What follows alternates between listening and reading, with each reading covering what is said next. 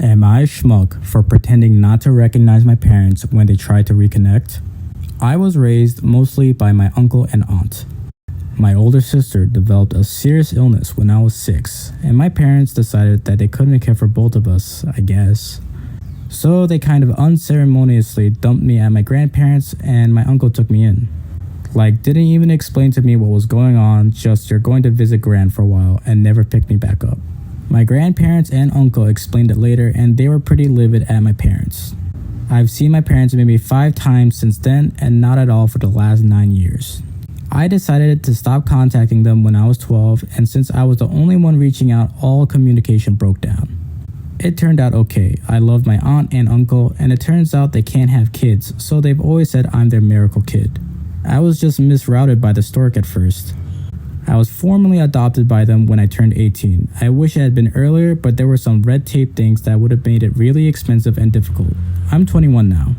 My sister passed away between Thanksgiving and Christmas, and I made a trip back from school for the funeral, but I stayed in the back and left before my bio parents could talk to me. Damn, this dude called them bio parents. They called my uncle to try to talk to me, but I said I didn't want to, so he told them that I wasn't available at the moment. They finally caught up to me over Christmas when I went to midnight mass with them, my gran, and approached me and tried to give me a hug. I did recognize them, but I pretended not to and just backed off and said, "Sorry, do I know you?" They said, "We're your parents," and I said, "My parents are at home," and went and sat down with my gran. They sat behind us, and I could just feel the stare. On the way out, they were like, "You really don't recognize us?" And I said, "Oh, are you my dad's brother? I think I remember you from when I was little." My gran thinks they deserved it, trying to come back to me like nothing happened. But they wrote me a long letter about how hurt they are and how I should understand they were trying to do the right thing and how they'll always be my parents, and I can't change that. Other family members think I was too harsh as they're grieving, but I don't think they should get a pass just because they remembered me now that my sister is gone. I think OP was harsh but fair.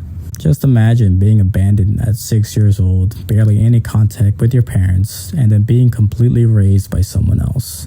And only when someone literally died do they finally pay attention to you again. This dude is not a schmuck. Am I a schmuck for moving out when my parents asked me to pay rent? I, 23, am the oldest of 5 siblings, and I am a full-time student. I also have a part-time job in my field, but when I complete my after degree, my employer will take me on full-time. I make enough from part-time to pay for my school and put money aside. My siblings range from 20 to 10. Both of our parents work full-time. I have taken on a lot of the responsibilities for keeping everything running in the house. I do the grocery shopping, the laundry, as well as making suppers and doing meal prep so everyone has lunches ready to take every day. I also get my siblings to do their part with regards to household chores. For example, my youngest brother is responsible for feeding and walking the dogs. So I make sure that there is dog food in the storage and poop bags on the leash. My dad works very long hours and my mom works 9 to 5 at a hard job. Over Christmas, I had a chance to buy a PS5 for myself, so I did. The rest of my family is still using a shared PS4. I keep mine in my room and I do not share. My parents started fielding complaints from my oldest brother about saying how I made so much money and I don't share the things I buy for myself. Totally true. So they had a talk with me where I brought this up. I pointed out how much of the household work I did, and they said it wasn't fair that I was earning so much money without contributing. They told me how much they expected from me.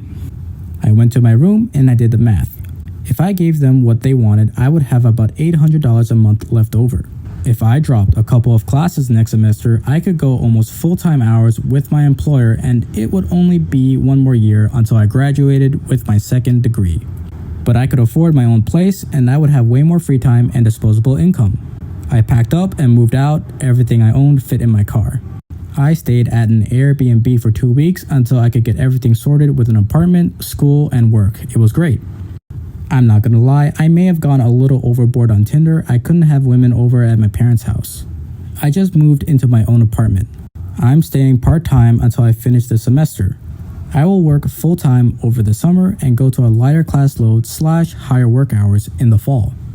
My oldest brother has been tasked by my parents to do everything I used to do. His chores have been split up with the other 3. They are all pissed at me for moving out. That's actually hilarious because they were just complaining before. So this is pretty common among siblings. The oldest usually ends up being a third parent, and they have a bunch of responsibilities that just goes underappreciated. Clearly, OP is a hard worker and has a good head on their shoulders. And considering that the parents were going to ask for rent, they decided they were better off renting for their own space and without any responsibilities of their siblings. I'm going to say good on OP and not a schmuck. Am I a schmuck for not giving my sister her wedding dress because she didn't invite my underage son? I, 40 male, have a sister, 30 female, who is getting married in a week. The groom proposed to her a year ago at a family dinner that left everyone speechless but very happy for them as they are longtime companions.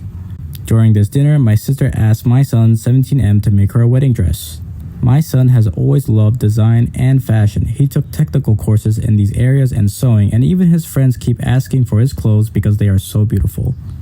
He agreed, but said that he needed time and that he would need her opinion constantly. At first, my sister was very annoying. My son drew about 50 dress designs in a month and she only liked one, which he continued with. He sold it with great quality fabric, which I paid for as I wanted to get involved in a certain way. For 5 months, he made several adjustments to suit her wishes as she always complained about something. After a while, he arrived at the final model and it was just amazing. My mother cried seeing my sister in the dress and I confessed that I got emotional too. The problem was that last week my son came to talk to me about the wedding invitation that had not arrived for him but for the other family members. I thought that maybe he didn't need one, but it still felt weird. I messaged my sister raising this issue and she replied that she didn't want any underage people at her wedding because there would be alcohol. I asked if she was going to make an exception for my son, but she cut me off and said no. There are no children in our family. My son is the only minor, so I didn't see any sense in this rule for family members. And to make matters worse, my son was very sad and cried because he spent months on his dress and couldn't go to the wedding. I was very upset and told my sister that she could look for another dress as soon as possible as she would no longer wear the one my son made. She called and yelled at me saying I was being unreasonable and that I couldn't do this. My mother called me saying I should deliver the dress and follow the rules, but I didn't and hung up on her. Because of this, my family is divided. Many agree with me and condemn my sister's actions, saying that she could make an exception. But another part says I'm being unreasonable and I'm spoiling her big day. I don't think I'm being wrong, but just rational and paying her back in kind. So, am I a schmuck? Immediately, the brother is not a schmuck. The sister is being unreasonable, especially since the dude was literally the wedding dress designer for the big day. I just don't think she knows how to appreciate people. If you want to hear more Am I a Schmuck stories, make sure to like and subscribe and to turn on the notification bell. Have a good day.